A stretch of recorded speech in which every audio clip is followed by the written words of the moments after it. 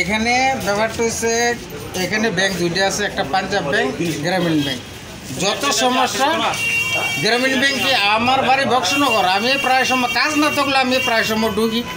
হ্যাঁ, কাজ না থাকলে আমি প্রায় সময় ঢুকি। এই অবস্থায় ওইলে নেট থাকে না, ওইলে কম্পিউটারে কালির নাই, ওইলে লোক নাই, এই পরিস্থিতি। আজকে কি সমস্যা হয়েছে? আজকে সমস্যা যে নেট নাই, তারা কইতেছে নেট নাই।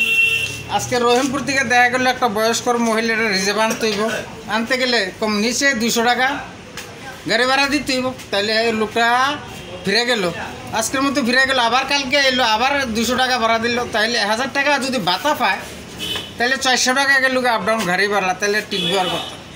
কী করবো? এই পরিস্থিতি। এই তো নেটওয়ার্কের জন্য বয়স্কর মহিলারা বইয়ে রয়েছে, আইয়া আইয়া ফিরে যায়, বইয়ে রয়েছে। ঠিক আছে, প্রায় সময় হয় না আজকে? না, প্রায় সময় আজকে নতুন না। আমি কইলাম আমি কাজ না থাকলে প্রায় সময় ঢুকি গ্রামীণ ব্যাংকে, এই পরিস্থিতি দেখি।